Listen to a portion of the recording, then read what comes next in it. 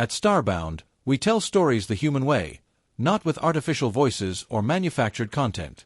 In the end, what's HFY without humanity? Subscribe to keep it this way. My name's General Zeus. Let's begin. The Galactic Council chamber fell silent as Commander ZYX stood atop the massive diplomatic table, his tiny frame barely visible despite the specially adjusted microphone stand. His crimson fur bristled with barely contained fury as he processed the human ambassador's words. The ambassador, Marcus Chen, had just delivered a devastating assessment from his seat. "I apologize, Commander, but you won't last 3 seconds." ZYX's sensory stalks drooped momentarily before snapping back to attention, the bioluminescent orbs at their tips pulsing with indignation. Being forced to stand on the table just to be seen was humiliating enough, but this casual dismissal cut deeper. The Kelver were newcomers to the Galactic Council, and the months-long admission process had been a constant barrage of condescension and being treated like mascots rather than the sentient, accomplished species they were. ZYX and his people had reached a collective decision: enough was enough. The moment they received official membership and were granted the floor, they would declare war on the most formidable species in the chamber. It was a calculated strategy to earn respect through demonstrating courage and military prowess. ZYX had invested countless hours studying every species present, memorizing their military capabilities, territorial holdings, and temperaments. His choice was deliberate: humanity. They were legendary warriors, survivors of the notorious death world Terra, masters of combat. They were the species that made others nervous. If the Kelver could challenge them and prove themselves worthy adversaries, every other council member would be forced to acknowledge their strength. Standing on that table, ZYX puffed out his small chest as far as his compact body allowed and formally declared war on humanity. He invoked every traditional phrase from Kelver warrior culture, calling upon the names of ancient heroes and promising to descend upon Terra like a maelstrom of claws and fury. He expected shock, perhaps even concern. Instead, he received this patronizing dismissal and the assertion that his entire species wouldn't survive 3 seconds on Terra. Even worse was the reaction from the other council members. ZYX's large eyes swept across the chamber, absorbing the universal mockery. The Aquarians in their hydrosuits were producing streams of bubbles, their translucent forms rippling with what could only be laughter. The Avancree delegation was particularly offensive, their high-pitched trilling filling the air as their elaborate cranial crests stood fully erect in extreme amusement. Even the dignified Morphids had lost their composure, with 3 of them literally melting into gelatinous puddles on their seats, their forms trembling with what appeared to be hysterical laughter. "You may laugh now," ZYX declared, his voice amplified but unfortunately higher-pitched than he preferred, "but in 3 days, the Kelver warrior fleet will descend upon Terra. We will challenge the humans to honorable combat, warrior to warrior. We will prove our prowess with both blade and technology. We will claim the treasures of their world as evidence of our victory." His sensory stalk straightened, orbs glowing with determination. "You mock us for our size, but size is irrelevant when facing courage and skill. When we stand victorious over the defeated humans, when we return with Terra's spoils, all of you will understand. You will regret your mockery. You will plead for our forgiveness. And you will never, ever underestimate the Kelver again." He had rehearsed that speech extensively. It had sounded far more impressive in his quarters. Now came the dramatic exit, which ZYX hadn't fully planned. The table stood easily 3 times his height. He'd been lifted here by a mechanical platform still sitting nearby, but reaching it required walking across the vast table expanse while remaining in everyone's view. Maintaining dignity during this march would be challenging enough, but in his anger and determination, he simply turned and walked toward the table's edge, fully intending to leap off in a display of athletic prowess. After about 3 steps, he made his mistake. Peering over the edge, he saw the floor far, far below. He froze, his tail twitching nervously. The chamber's laughter intensified. "Does the mighty warrior need assistance descending?" one of the Avancree called out, triggering another wave of trilling. ZYX's fur fluffed out even more as he turned with as much dignity as possible and walked stiffly toward the platform, his small legs moving in quick, angry steps. Behind him, council members' voices carried clearly, "They're going to Terra. Those Deathworlders will consume them," bubbled an Aquarian. "Remember the Zorasian probe that landed there? Destroyed within minutes," another added. I once witnessed a human dismantle a Krovic war machine with bare hands because it made irritating sounds, someone else chimed in. These poor creatures don't stand a chance, said a Morphid in a tone suggesting even bravery was doubtful. Perhaps not bravely. Probably screaming. But we can claim it was brave. 10 credits they don't exit their landing craft. 20 says they retreat after viewing Terra from orbit. The voices faded as ZYX stepped onto the platform and began descending. He kept his head high, stalks proud, refusing to show that their words affected him. But one thing puzzled him as he reached the floor and marched toward the exit. Throughout all the laughter, mockery, and jokes at his expense, he'd noticed that Ambassador Chen himself had remained completely silent. The tall man with dark hair had simply sat watching ZYX with an expression the small warrior couldn't interpret. It wasn't mockery or amusement. It was something else entirely. This observation did nothing to diminish ZYX's resolve. If anything, it strengthened it. The human was probably worried, realizing his species was about to face real warriors. In 3 days, ZYX would prove everyone wrong. In 3 days, the Kelver would show the galaxy their true nature. In 3 days, Terra would fall. 3 days passed in a blur of preparation. ZYX personally oversaw the fleet assembly, the finest warriors the Kelver home world could offer. 400 ships, each crewed by 18 warriors, all equipped with cutting-edge Kelver military technology. It wasn't the galaxy's largest fleet, but it was mobile and crewed by individuals burning to prove themselves. As Terra's blue-green sphere filled the command ship's viewscreen, ZYX felt pride and anticipation surge through him. Around him, the bridge crew worked efficiently, their small paws interacting with controls designed for their size. To his left stood General Vex, his violet fur marked with white stripes denoting veteran status. To his right stood General Kira, her bright pink fur indicating origins from the northern territories where the fiercest warriors traditionally came from. Approaching outer atmosphere, reported the navigator, a young male named Rix whose emerald fur still held youthful brightness. All ships reporting ready status. Excellent, ZYX said steadily despite excitement coursing through his compact body. Standing on a raised platform at the bridge's center, everything accommodated their size. He activated fleet-wide communications for the traditional conquest speech, the kind Kelver leaders had delivered before major battles since recorded history. Warriors of the Kelver, ZYX's voice rang across all 400 ships. Today we write history. Today we prove to the galaxy that size means nothing against courage and skill. Other council species see small, furry creatures when they look at us. Today we reveal the truth. On the view screen, he could see inside other ships where thousands of warriors in enhanced bodysuits that doubled their strength stood at attention, carrying traditional curved blades and modern plasma rifles, their stalks rigid and eyes focused on screens. We descend upon Terra, the legendary death world of humanity, ZYX continued. But don't let their reputation frighten you. Yes, they're larger. Yes, they come from a harsh world. But so do we. Our home world has nearly identical gravity to Terra. We won't be disadvantaged. We'll feel as strong there as here. If anything, we have the advantage because our technology equals theirs, and our warriors are twice as determined. Cheers erupted across the fleet with thousands of high-pitched voices screaming enthusiasm. The Galactic Council mocked us, he shouted. They ridiculed our declaration, but today we become legends. Today we claim victory over humanity itself. The cheering intensified as ZYX watched warriors on other ships brandishing weapons and bouncing with excitement. General Vex nodded approvingly while General Kira raised her tiny fist in solidarity. We are small, but we are mighty, ZYX declared. We are few, but we are brave. We are Kelver, and today the galaxy learns to respect that name.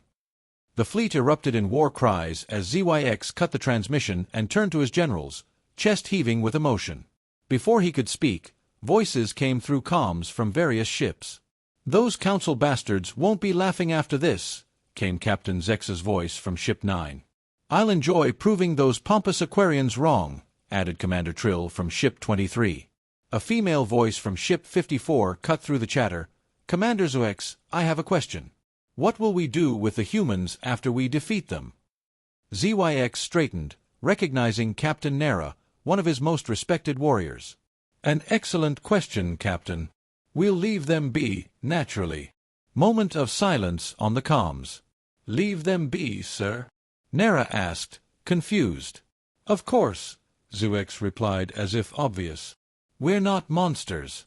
We'll prove our superiority in combat, claim some treasures as victory proof, then depart. They can keep their planet. We don't want other species thinking we're cruel conquerors. We're warriors seeking respect, not tyrants seeking domination." General Vex leaned closer, voice low and concerned. "Commander, are you certain? What if the humans see mercy as weakness? What if the Council thinks we went soft?" "Nonsense," Zuex said firmly. "Showing restraint and honor will only increase their respect. We're not barbarians."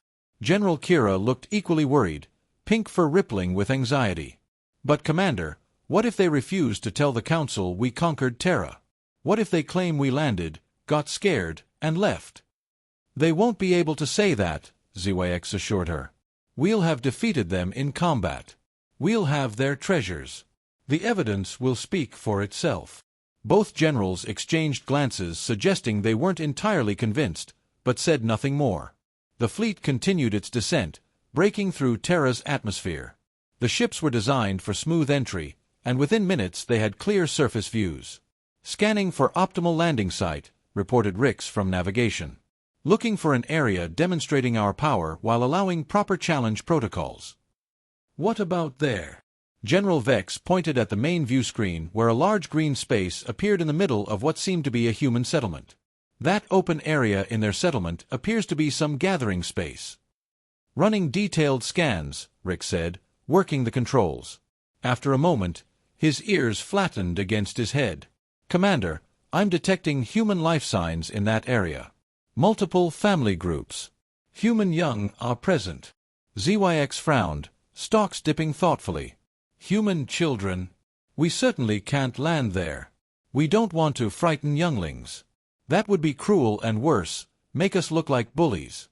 Is there a suitable area free of civilians?" Rix's scan continued. "Yes, Commander.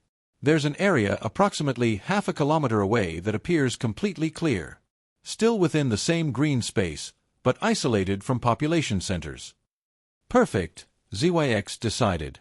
"We'll land there first, establish our position, then transmit our formal challenge to human warriors. We'll give them the opportunity to meet us in honorable combat. If they accept, we fight. If they surrender, well, that would be disappointing but still a victory." "Do you really think they'll just surrender?" General Kira asked skeptically. "Of course not," ZYX replied. "They're humans. They're supposed to be fierce warriors. They'll accept the challenge, fight bravely but ultimately lose, and then we'll all go home having earned respect. That's how these things work." General Vex's expression suggested he thought their commander might be oversimplifying, but he merely nodded. "Setting landing protocols now. All ships prepare for ground deployment." The fleet descended in formation, 400 ships creating an impressive display as they approached the clearing Rix had identified. The landing was textbook perfect, each ship touching down with minimal impact, arranged in neat rows that would have made any military academy instructor proud. The ships themselves were small by galactic standards, each about the size of a human shuttle, but together they created an impressive sight. "Landing successful," Rix reported. "All ships confirm secure positions. External sensors show Terra's gravity is 0.76 of our home standard. Well within comfort range." "Excellent," ZYX said. "Environmental analysis. Atmosphere is compatible. Temperature is mild. No immediate threats detected." Rix paused. "Commander, I am detecting various biological signals in the surrounding area. Flora and fauna. Perhaps just local wildlife," ZYX said dismissively. "Nothing we can't handle." The three commanders made their way to the hatch, their enhanced bodysuits glowing with power. The suits were impressive, form-fitting armor that augmented strength, provided environmental protection, and looked intimidating despite their small size. Each suit was decorated according to rank, with ZYX's featuring golden trim and the Kelver Military Council crest. "Open the hatch," ZYX commanded, voice steady and fearless. The hatch cycled open with a hiss of equalizing pressure and a ramp extended downward. Bright sunlight flooded the interior, and for a moment ZYX had to blink against the glare. Then his eyes adjusted and he got his first real look at Terra. It was green. Incredibly, overwhelmingly green. The grass stretched in all directions, each blade swaying in a gentle breeze. But what struck ZYX most was the sheer scale of everything. The trees surrounding the clearing were enormous, towering giants that made his home world's trees look like saplings. Their trunks were as thick as some Kelver buildings, and their branches reached toward a sky that seemed impossibly vast and blue. By the ancestors! General Vex breathed beside him. Those trees are massive. General Kira had frozen at the ramp's bottom, staring up at the vegetation. I've never seen plants so large. Do you think all Terran plants are like this? ZYX forced his fur to lie flat, refusing to show intimidation. Well, of course they're large. The humans are large, remember? It makes sense their vegetation would match their scale. Besides, size means nothing. A large tree is no more threatening than a small one. Let's proceed. The three commanders stepped off the ramp onto Terra's surface. The grass beneath their feet was strange, soft but also slightly sharp, each blade much thicker than their home world's delicate ground cover. ZYX took a deep breath of Terra's air, finding it rich and slightly sweet, carrying unidentifiable scents. Environmental conditions are excellent, he announced confidently. The gravity feels natural. The air is fresh. This is a fine world for battle. I can see why the humans are proud of it. Should we call the rest of the troops out? General Vex asked. Let's do a quick perimeter check first, ZYX decided. Make sure there are no immediate surprises. Then we'll... A high-pitched scream cut through the air from their comms. Commander, I've been wounded. All three commanders froze. ZYX activated his comlink immediately. Report. What's your status? It's Private Zim, sir, from Ship 14. The voice was panicked, words running together. I stepped outside for preliminary reconnaissance like you ordered, and I cut my foot on this grass thing. It's sharp, sir. The grass is sharp. I'm bleeding. I need a medic.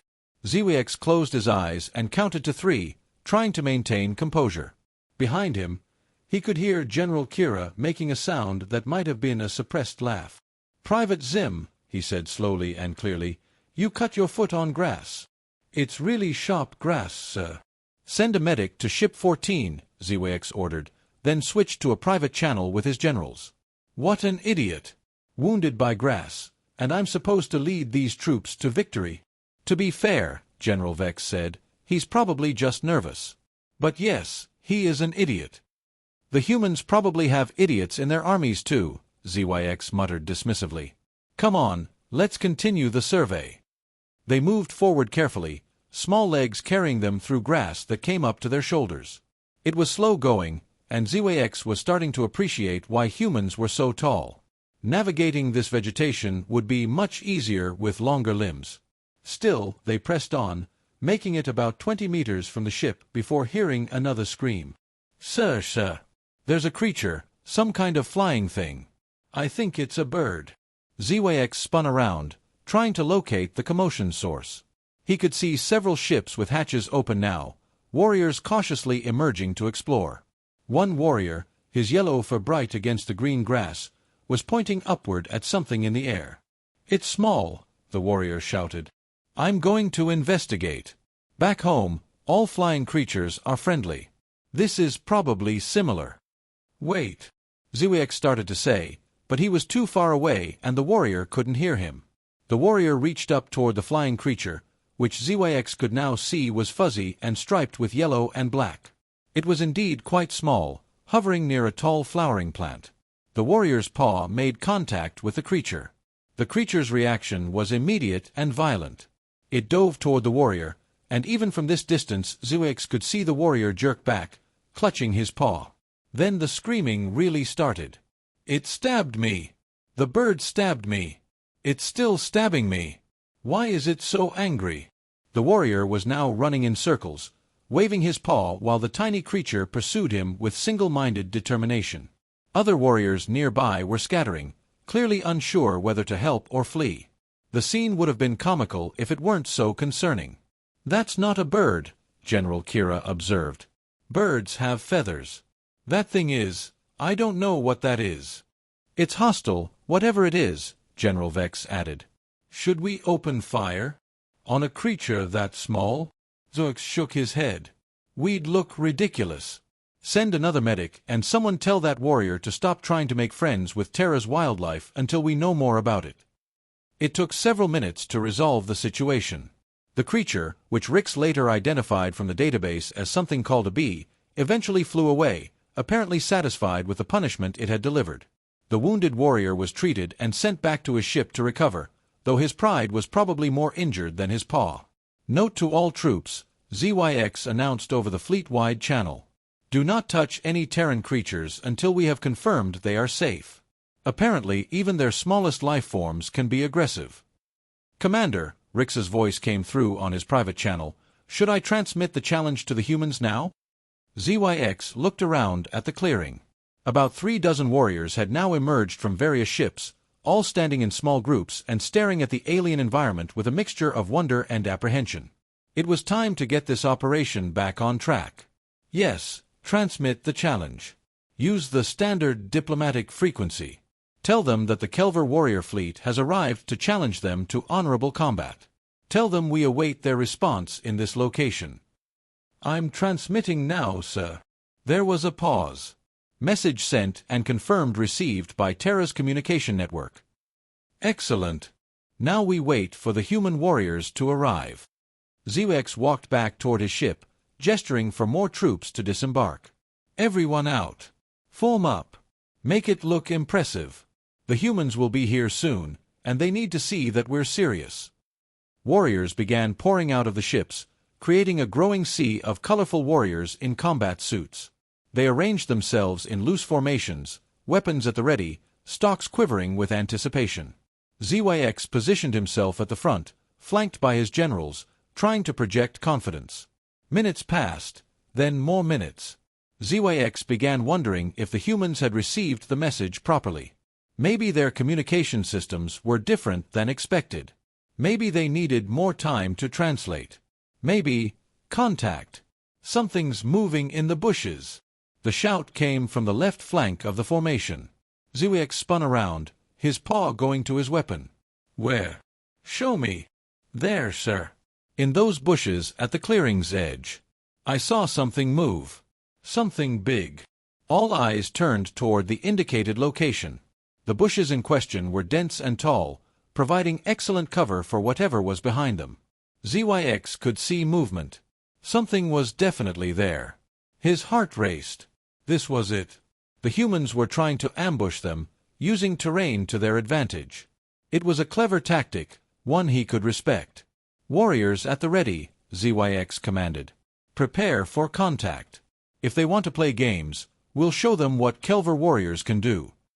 The bushes rustled more violently. Something was pushing through them, something low to the ground but clearly strong.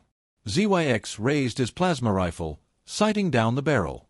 Around him, hundreds of other warriors did the same, creating a wall of firepower aimed at those bushes.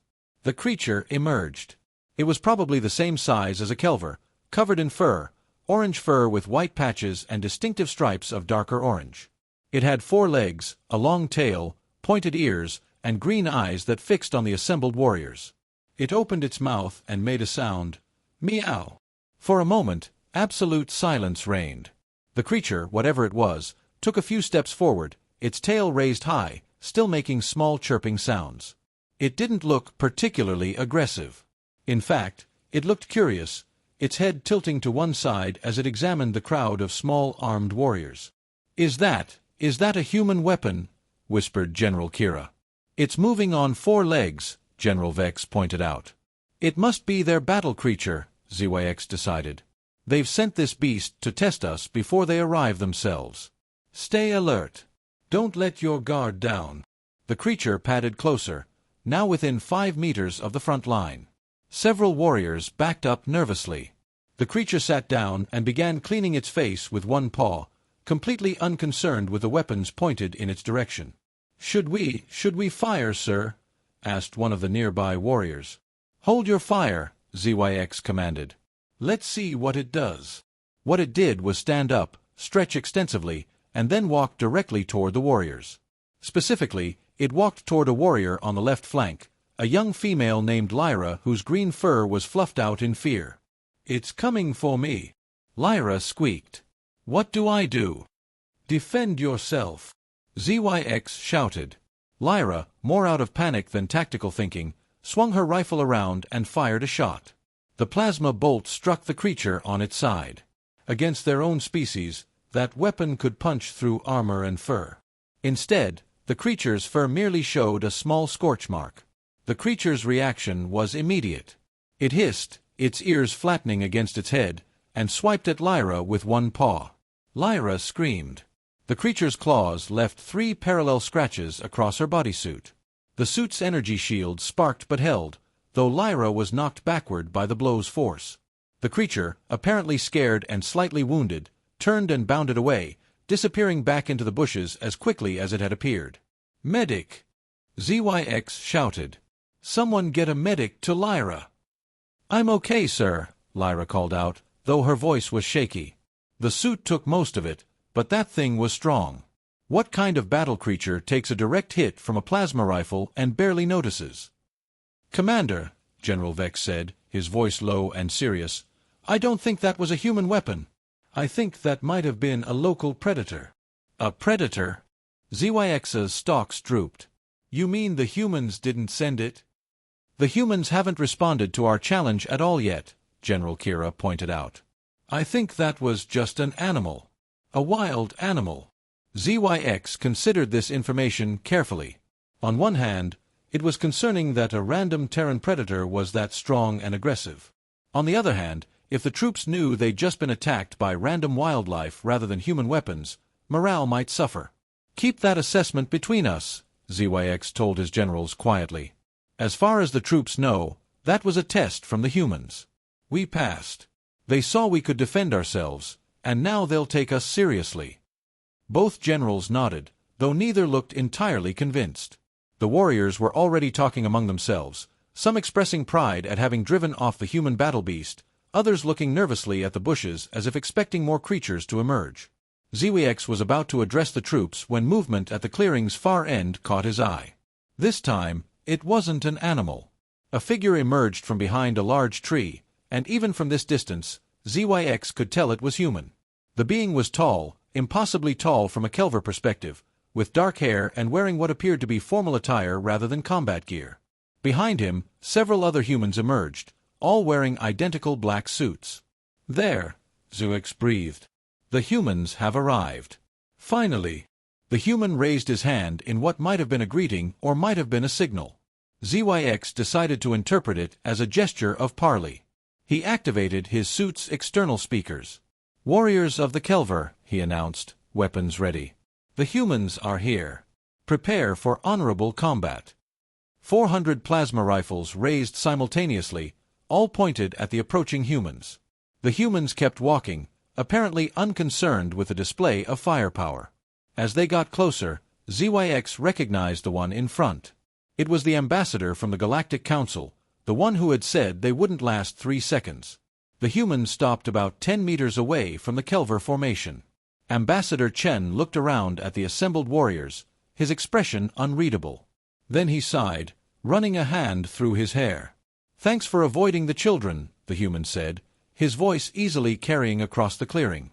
"I saw your ships come in, and I was worried you'd land near the playground. With all that fur, it would have been chaos." ZYX bristled at the implication that they were somehow harmless. "We are not monsters who would harm younglings," he declared, his voice amplified by his suit speakers. "We are warriors. We came here to fight human warriors in honorable combat. We seek to prove ourselves against the best you have to offer." He gestured dramatically with one small paw at the assembled troops behind him. "You claimed at the council meeting that we would not last 3 seconds on Terra. Well, we have been here for over an hour now.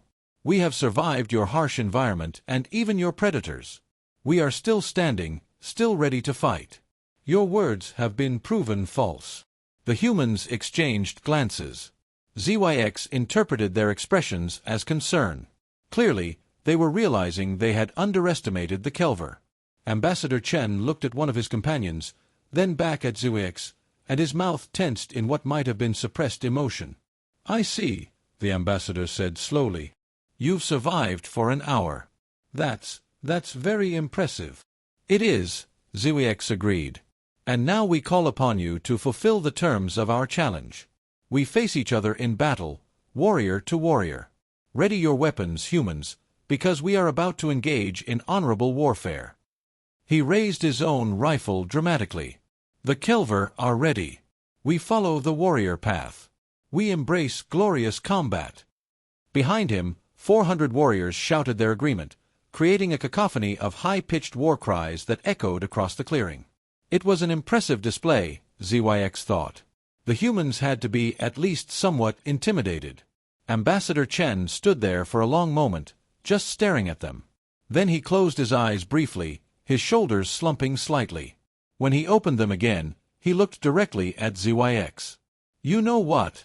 the ambassador said. "You're right. You've proven yourselves. We surrender."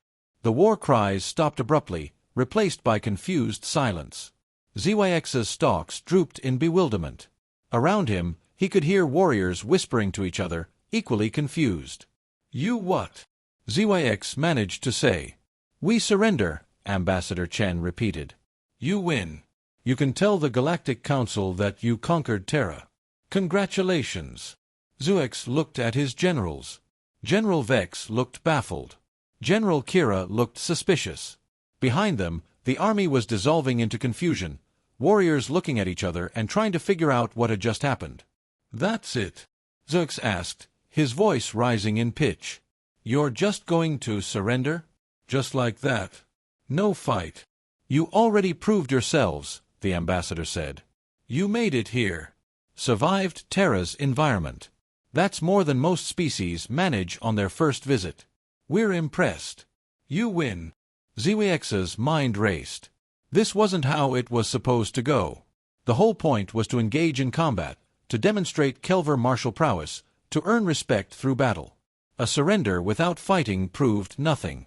In fact, it might make things worse. The Council would just say the humans had humored them, that they'd never taken the threat seriously enough to actually fight back. "No," ZYX declared, his small paw pointing accusingly at the ambassador. "You don't get to escape that easily. We came here for honorable combat. We came here to prove ourselves. If we return with nothing but your words, no one will believe us. We need proof. We need to plunder something. Take some of your treasures back with us." Ambassador Chen frowned, seeming genuinely confused by this demand. He scratched his head, looking at his companions as if seeking suggestions. They shrugged or shook their heads, equally at a loss. For several long seconds, the ambassador just stood there thinking.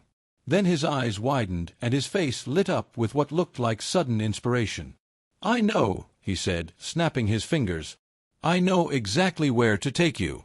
There's a treasure repository nearby, a place where humanity keeps one of our most valuable substances. It's something we cherish deeply, something we save up resources to obtain. If you plunder our supply from there, everyone will have to believe you conquered us. Come on, I'll take you there right now." ZYX considered this carefully. A treasure repository containing humanity's most valuable food substance. That did sound impressive. And if the humans were willing to hand it over as proof of their defeat, well, that would certainly serve as evidence for the Council. "Very well," ZYX agreed. "Take us to this treasure repository. We will claim its contents as proof of our victory." "Excellent," Ambassador Chen said, and there was something in his smile that ZYX couldn't quite interpret. "Oh, by the way, my name is Marcus Chen. I'm the human ambassador to the Galactic Council, but you probably knew that already." "I am Commander ZYX of the Kelver Warrior Fleet," ZYX replied formally. "These are Generals Vex and Kira, and behind us, our finest warriors." "Pleased to meet you all," Marcus said, somehow managing to sound sincere. He gestured to his companions. "These are my security team. They're going to set up a perimeter while I take you to the treasure. Just make sure that none of your warriors accidentally harm any civilians." ZYX nodded approvingly. A wise precaution. We wouldn't want any humans to stumble into our army and panic. They might get hurt trying to flee from our imposing presence.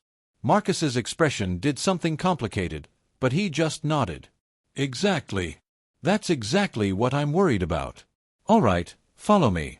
It's not far. The men in black suits quickly moved into position around the clearing, creating a loose perimeter. ZYX noticed that several of them were speaking into small devices and occasionally looking at the tree line with concerned expressions. Clearly, they were worried about Terran civilians seeing the Kelver army and being overwhelmed with fear. It made sense. The humans probably didn't want mass panic in their park. Marcus led ZYX, the two generals, and a contingent of about 60 warriors. ZYX thought it was wise to leave the majority of the force with the ships, across the clearing toward a paved pathway. As they walked, ZYX could see other humans in the distance, individuals and small groups moving along other paths, some with what appeared to be Terran pets on leashes. Several of them had stopped and were staring at the procession of small furry warriors marching behind the tall human in the suit. "Are those teddy bears?" ZYX heard one human say to another. "I think they're aliens," the other responded. "Look, they have little spacesuits." "Oh my God, they're so cute." ZYX's fur bristled. Cute.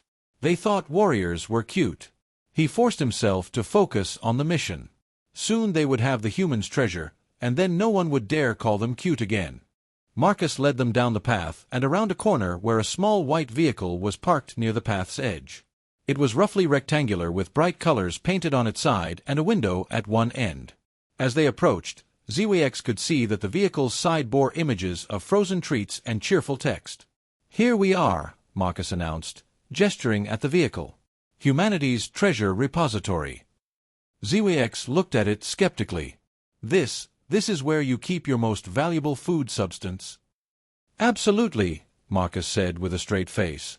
"We call these mobile treasure repositories ice cream trucks, and they contain one of humanity's most beloved food items, ice cream. It's so valuable that humans literally give up their currency just to obtain small portions of it. Children especially treasure it.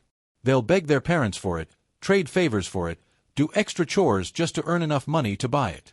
If that's not proof of value, I don't know what is." ZYX exchanged glances with his generals. Ice cream.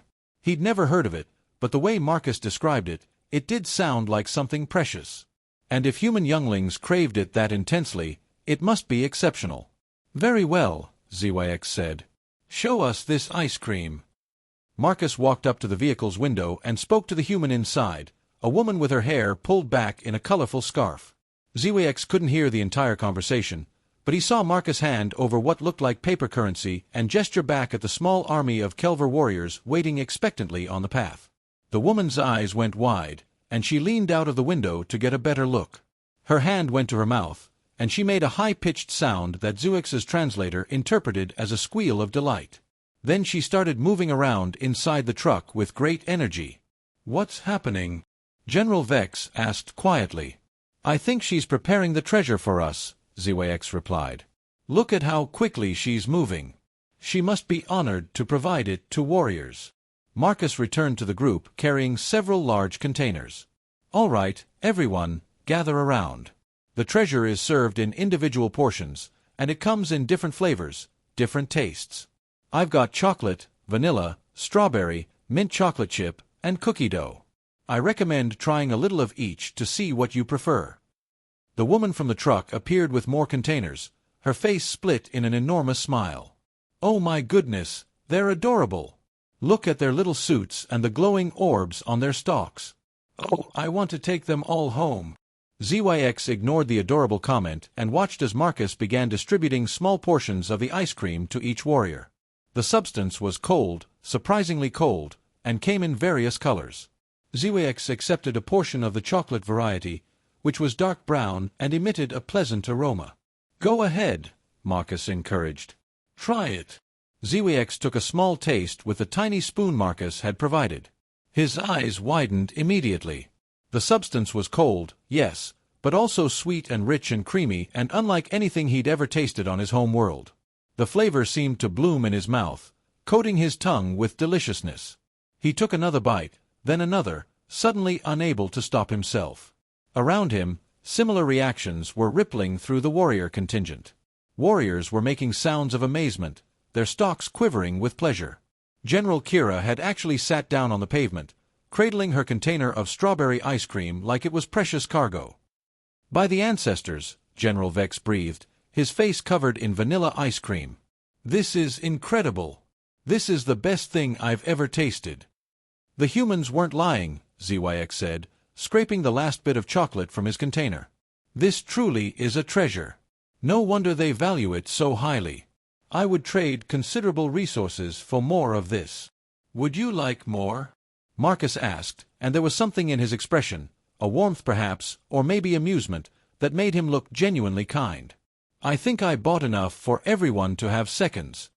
For the next 20 minutes, the fierce Kelver warrior army sat on the path in front of an ice cream truck, eating frozen treats with the enthusiasm of, well, children at a birthday party. Warriors tried different flavors, compared favorites, and generally forgot entirely that they were supposed to be fearsome conquerors. The woman from the truck kept making delighted sounds and taking pictures with her personal device. Finally, when the last container had been emptied and licked clean, ZYX stood up and tried to reassemble his dignity. His face was sticky with chocolate, and his stalks drooped with contentment, but he was still a commander and had a job to complete. "Marcus Chen," he said formally, "we accept this treasure as proof of Terra's surrender. When we return to the Galactic Council, we will present this as evidence of our victory." "I'm sure you will," Marcus replied, his tone gentle. "And I promise you, ZYX, I'll make absolutely certain that the Council treats you with respect from now on. In fact, at the next Council meeting, your delegation will have seats right next to humanity's. We'll be allies, you and us. Partners. How does that sound?" ZYX's chest swelled with pride. "That sounds acceptable. We have proven ourselves in battle, or well, in the warrior tradition of our people. We have claimed Terra's treasure, and now we have earned humanity's respect and friendship.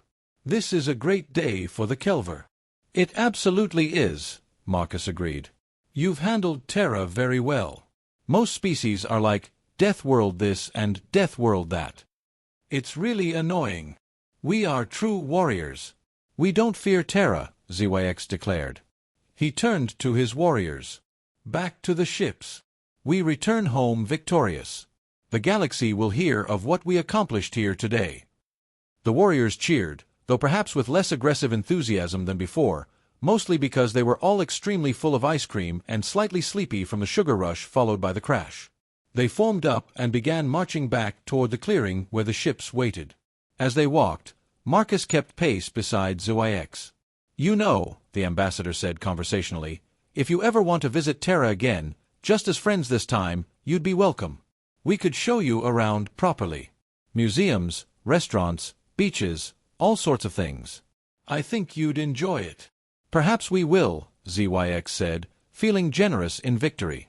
"Perhaps we will. After all, we're allies now. Allies visit each other." "That we are," Marcus said with a smile. "That we are." When they reached the clearing, ZYX found the rest of his army waiting, weapons still at the ready, looking somewhat confused about why their commander and the advance party all had sticky faces and blissful expressions. ZYX quickly ordered everyone back into the ships, unwilling to explain the details until they were safely off-world. The loading proceeded quickly, and soon the entire fleet was preparing for departure. ZYX sat in his command chair on the bridge, watching Terra begin to recede on the view screen. General Vex approached him. "Commander," the general said quietly, "do you think we actually conquered Terra?" ZYX considered the question carefully. They hadn't fought any battles. They hadn't defeated any warriors. But they had landed on a death world, survived for over an hour, driven off a predator, received Terra's surrender, and claimed a treasure that was clearly precious to humanity. By the technical definition of conquest, they had succeeded. "Yes," he said finally. "We conquered Terra. We proved ourselves. And more importantly, we gained humanity's respect and friendship. That's what matters. And the ice cream." "The ice cream was a bonus," ZYX admitted. "I wonder if we can establish trade relations for it." On the view screen, Terra had become a blue marble again, beautiful and mysterious. Somewhere down there, Marcus Chen was probably filing a report about the day's events. ZWX wondered what that report would say, what spin humanity would put on this strange encounter. But it didn't really matter. The Kelver had come to Terra as warriors seeking respect. They were leaving as allies of humanity with bellies full of ice cream and heads held high. In the grand scheme of things, that seemed like a pretty good outcome. "Set course for home," ZWX commanded. "We have a council meeting to prepare for. This time when we speak, they'll listen. They'll respect us. And if they don't," he smiled, his small teeth glinting in the bridge lights, "well, we know where to get Terra's ice cream." The fleet jumped to hyperspace, 400 ships filled with proud warriors who had, in their own minds at least, conquered humanity's home world. And somewhere behind them on a planet called Terra, a human ambassador filed a report titled First Contact with Kelver Species, Peaceful Resolution Through Creative Diplomacy and Chocolate Ice Cream, and wondered if anyone at headquarters would actually believe it. They probably wouldn't, but that was fine. Some victories were too strange to explain, too absurd to justify. Some victories just had to be experienced to be understood. And some victories tasted like chocolate ice cream on a sunny afternoon in the park. 3 weeks later, Commander ZYX stood once again atop the Galactic Council table, but this time the atmosphere was completely different. The mechanical platform had lifted him to his position, and now he stood with his sensory stalks held high, his crimson fur groomed to perfection, and his chest puffed out with legitimate pride.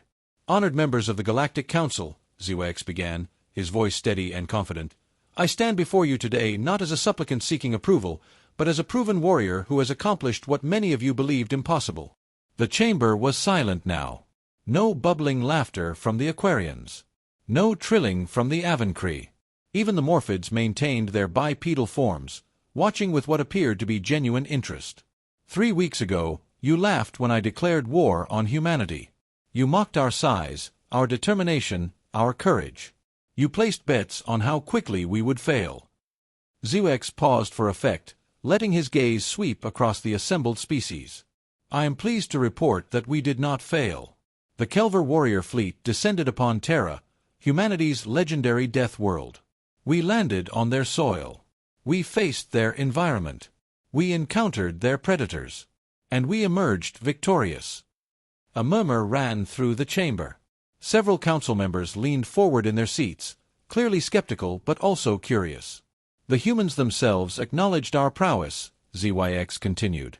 "Ambassador Chen, representing all of humanity, formally surrendered to the Kelver forces. As proof of our conquest, we claimed one of humanity's most treasured substances, a food so valuable that their own children will perform labor just to obtain small portions of it." He gestured dramatically, and on cue, General Kira and General Vex emerged from behind the platform, each carrying a sealed container. They placed them on the table beside ZYX with ceremonial precision. "Behold," ZYX declared, "Terra's ice cream. The treasure we claimed as the spoils of victory." For a moment, absolute silence filled the chamber. Then, slowly, applause began. It started with a few species in the back rows, then spread throughout the amphitheater. The Aquarians produced bubbles, but this time in what appeared to be an approving pattern. The Avancree trilled, but their crests remained in neutral positions rather than full erection. Even the Morphids maintained their forms, several of them bringing their hands together in the human gesture of applause. But ZYX noticed something interesting. Throughout all of this, Ambassador Marcus Chen sat in his seat with a small smile on his face. His expression was knowing, almost conspiratorial, and when his eyes met ZYX's, there was a warmth there that the Kelver commander was beginning to understand. "The Kelver delegation," announced the council speaker, a towering crystalline being whose voice resonated throughout the chamber, "has demonstrated courage, determination, and the ability to survive conditions on a Class 5 death world. Furthermore, they have secured the peaceful cooperation of humanity, one of our most formidable member species. This council recognizes these achievements." The speaker paused, its crystalline facets glowing with official authority. Effective immediately, the Kelver delegation is granted full council privileges, including seating in the primary chamber and voting rights on all matters of galactic significance. Additionally, as requested by Ambassador Chen, the Kelver delegation will be seated adjacent to humanity's representatives, symbolizing the alliance formed between your peoples. More applause followed. ZYX felt his stalks glowing brighter with pride. This was everything he had hoped for and more.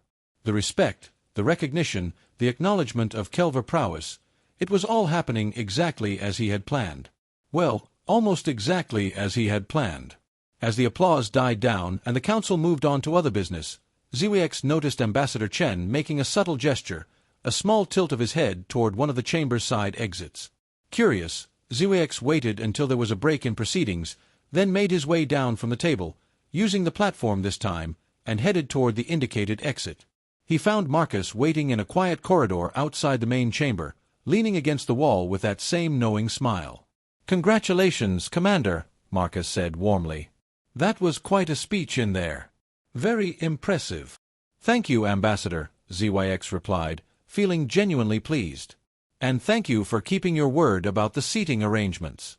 The alliance between our peoples will be beneficial for both species."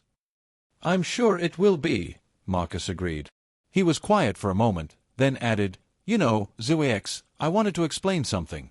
When I said you wouldn't last 3 seconds on Terra, I wasn't trying to insult you or your people." ZYX's stalks dipped slightly in confusion. "You weren't?" "No," Marcus said, shaking his head. "I was trying to warn you. Terra is, well, it's dangerous in ways that most species don't anticipate. Not because of anything humans do, but because of the planet itself. The wildlife, the environment, the sheer scale of everything. Most species that visit Terra for the first time have what we call a perspective crisis. They realize just how different our world is from most others in the galaxy." He pushed off from the wall and walked a few steps closer, his expression becoming more serious. "When you declared war on us in the council chamber, I saw a small, brave species that didn't understand what they were getting into. I saw someone who was about to get hurt, physically or emotionally, and I wanted to prevent that. But you clearly weren't going to be dissuaded by warnings, so—" He shrugged. "So you let us conquer you," ZYX said slowly, the realization dawning. "You surrendered to protect us from actually experiencing combat on a death world. I facilitated a scenario where you could achieve your goals, earning respect and proving your courage, without anyone getting hurt," Marcus corrected gently. "You still had to land on Terra.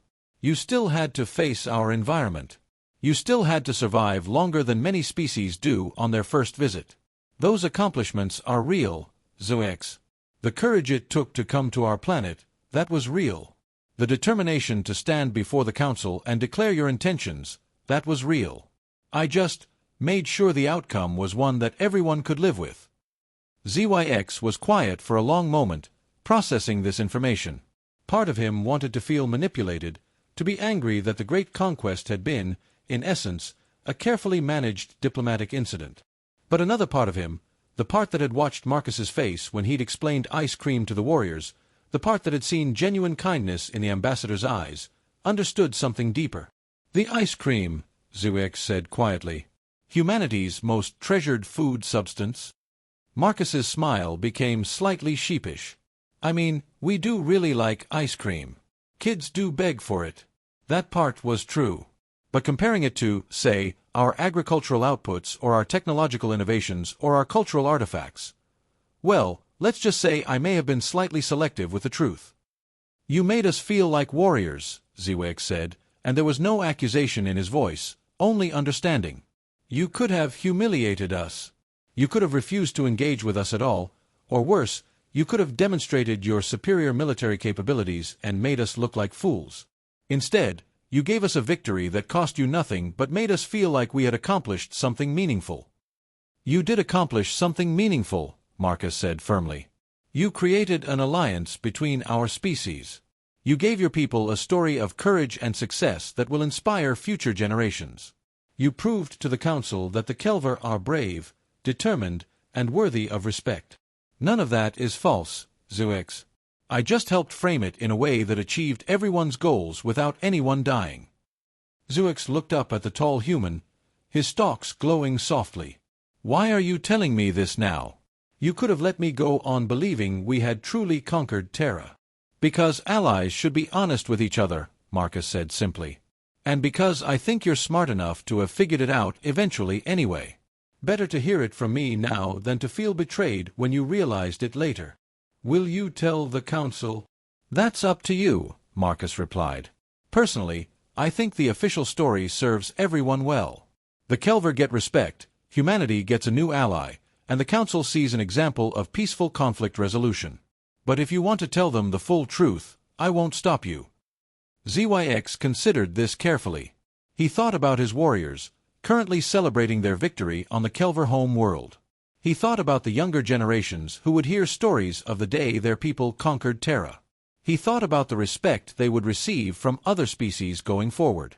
And he thought about what it meant to be a true warrior, not just someone who won battles, but someone who protected their people, formed alliances, and chose wisdom over pride.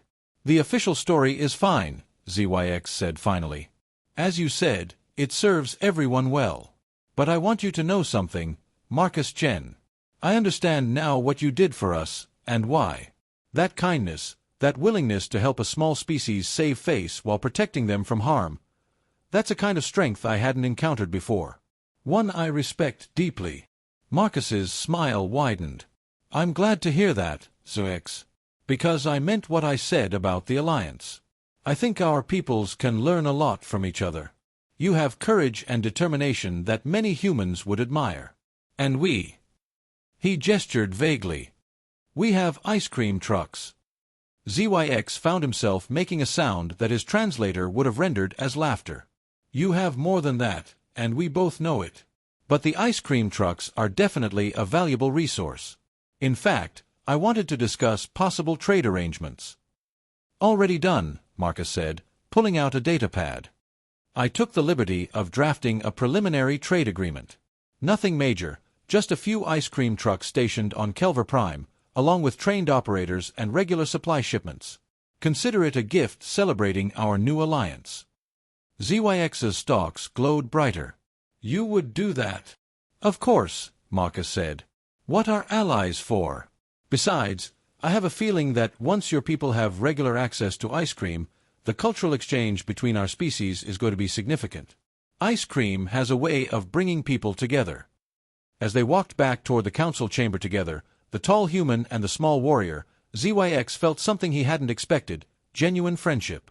He had come to the Galactic Council seeking respect through conquest. Instead, he had found something more valuable, an ally who understood that true strength sometimes meant showing mercy, that wisdom could be more powerful than weapons, and that sometimes the best victory was one where everyone walked away happy. Marcus, ZYX said as they reached the chamber entrance, I have one more question. Of course. That creature on Terra. The one with orange fur and claws. What was it really? Marcus's expression became slightly embarrassed. That was a cat. Specifically, a domestic house cat. They're pets. Very common pets. Completely harmless unless provoked. Your pets can withstand plasma rifle fire and strike with enough force to damage military-grade energy shields, ZYX said flatly. Yes, that's Terra for you, Marcus admitted. Cats are actually one of our less dangerous animals. You're lucky you didn't encounter any of the actual predators. Or the geese. Definitely lucky you didn't encounter the geese. Geese. Never mind, Marcus said quickly. That's a conversation for another day. Come on, we should get back. They're about to vote on the Andromedian trade agreements, and you have voting rights now. As they re-entered the chamber and took their adjacent seats, ZYX felt a profound sense of satisfaction. Yes, he had been manipulated. Yes, the great conquest of Terra had been more of a carefully orchestrated diplomatic incident than an actual military victory. But he had still achieved everything he set out to accomplish: respect for his people, alliance with a powerful species, and a place at the council table where the Kelver voice would be heard. And if the price of all that was a little bit of wounded pride and a secret that only he and Marcus knew, well, that seemed like a fair trade. Besides, he thought, watching as the first shipment of ice cream arrived for the post-session reception, they really did get amazing ice cream out of the deal. 2 months later, the Kelver home world had been transformed in small but significant ways. 3 ice cream trucks, painted in bright colors and operated by enthusiastic humans who had volunteered for the cultural exchange program, had become permanent fixtures in the capital city's parks. Lines of Kelver citizens, young and old alike, waited patiently for their portions of the frozen treasure, discussing favorite flavors and sharing portions with family and friends. Commander ZYX stood in his office overlooking one of these parks, watching the scene with his generals beside him. General Vex, ever the pragmatist, had his arms crossed as he observed the crowds. "You know, Commander, I've been thinking about Terra.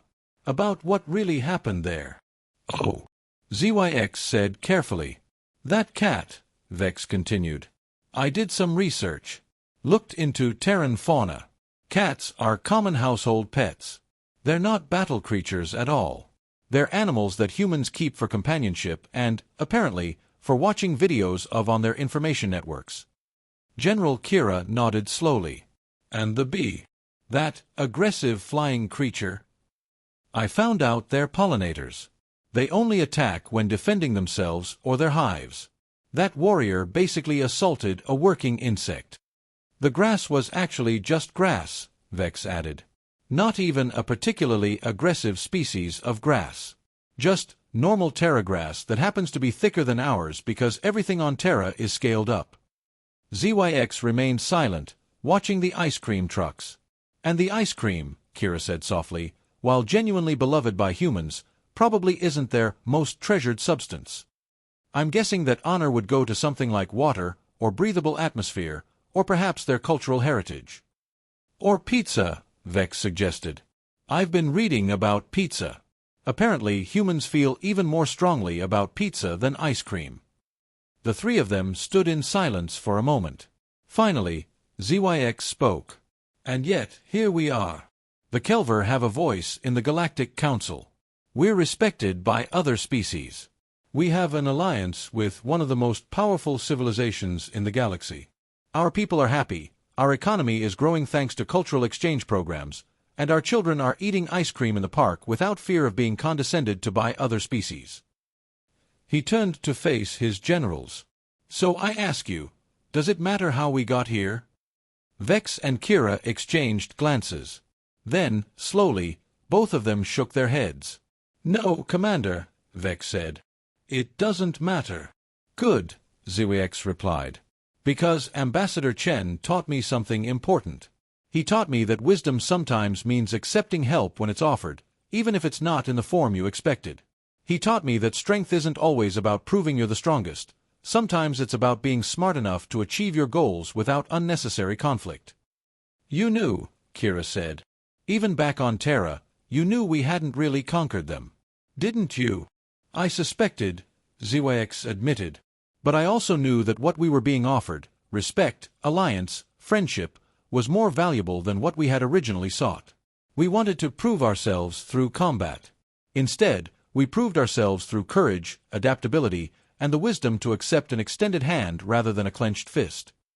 "The younger warriors," Vex said carefully. "They tell the story of conquering Terra with great pride. Should we tell them the truth?" "What truth?" ZYX asked. "That we landed on a death world despite warnings? That's true.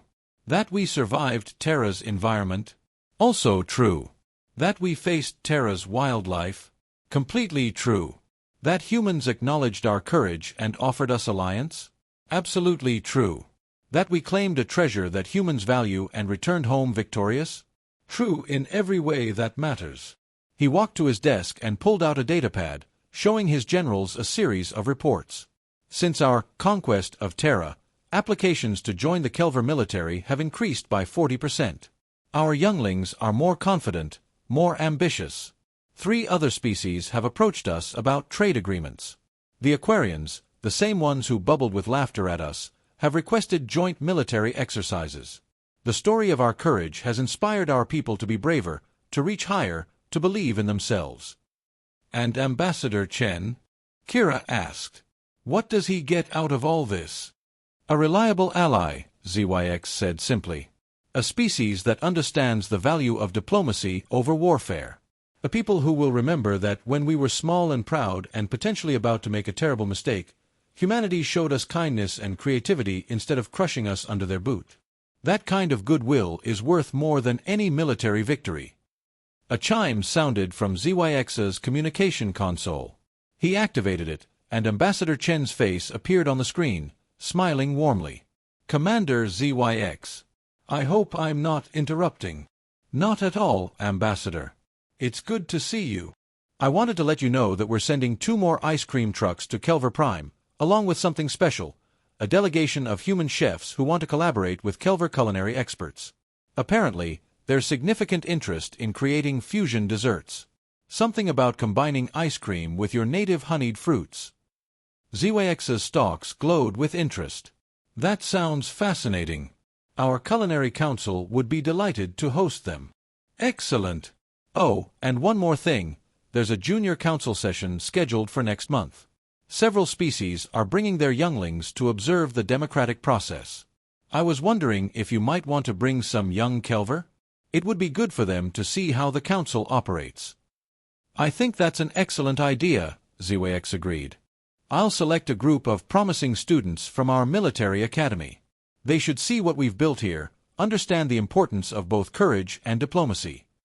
Perfect. I'll see you at the session then. Oh, and ZYX. Marcus's expression became slightly more serious. Thank you. For understanding. For being wise enough to see past your pride and recognize an opportunity when it presented itself.